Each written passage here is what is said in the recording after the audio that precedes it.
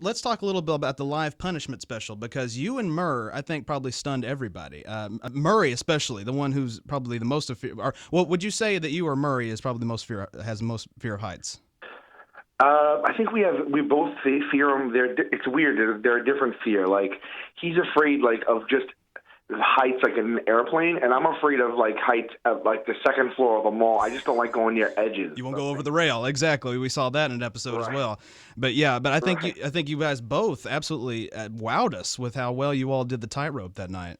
I was so nervous because it was live TV, and I still wanted it to be funny, and I thought if we all fell right away, it might not be so great, but I just, when I got up there, I was like, look, I have to do this. So, I mean, I might as well try and block everything out of my head, and I was happy. I got about halfway.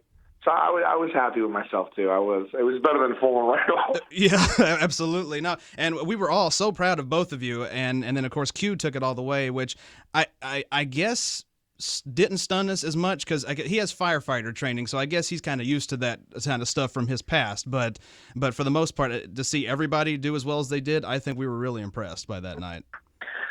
Agreed, and I mean I don't want to write it off that it was just because it was a fireman, because it was really tough. I mean he might have had some experience with heights that high, but walking a wire is I mean I don't think they train firemen to walk a tightrope. That's true. I don't think no. I got to give him, all the credit for that. Absolutely, and like I said, he wowed us, and you all wowed us. What do you all enjoy most about what you do? We've talked about a lot of things, about the different things. What do you enjoy the most about what you all do? I mean, if I could be, corny in a way for a second. Go ahead.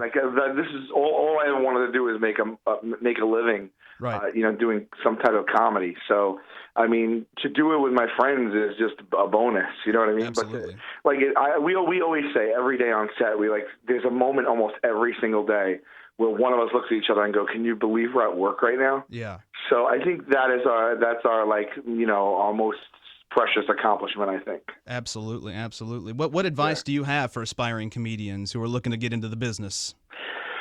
I would say that, I mean, first of all, you have to work hard no matter what. I mean, even if you're super talented, you're not going to get anywhere if you don't make opportunity for yourself.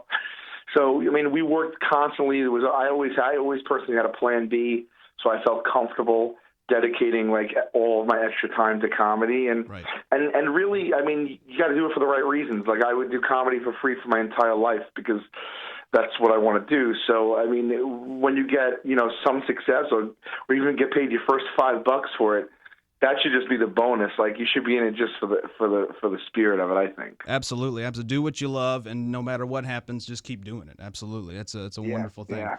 Well, you guys are on tour again. What can we expect in the new tour this year? The tour is so much fun. The show's evolved a little. The first tour we did was more about how we got the show and how the show works and the behind the scenes. And now it's gotten more personal. It's about our own lives and stories and family and friends and stuff like that. Right. So it's moving a bit away from the workings of the show, and now it's more about us. And we always hear that people feel like they know us from the show, and so we wanted to give them a little bit more of what we're like. So it definitely is a more personal show. It's funny as hell. Those guys crack me up. We're on stage at the same time, and it's a really unique experience as far as a comedy show goes. So I think there's something for everybody. Well, that's fantastic. Go ahead. We say that people come Impractical Jokers fans, and we give them what they want, but then they'll leave Tenderloins fans, because the Tenderloins is who we are outside of the show. We're the Tenderloins comedy troupe. Right. So, that's kind of how we like to say it. They'll leave Tenderloins. Right. That's what I said at the beginning. We have the Tenderloins. Not the Impractical Jokers. We have the Tenderloins in our generation. That's why we're lucky right now, because we got you guys. Yes. Not just the show. Not just the show. When Impractical Jokers are long gone, we will still have the Tenderloins. That is right. That's great. Yes, sir. That's right. All right. Well, Impractical Jokers, you can catch every Thursday night at 10 p.m. on True TV, and the True TV Impractical Jokers Tour is going on right now. They're going to be here in Knoxville, Tennessee, on November 21st. Tickets are on sale now. I got 2 words for you.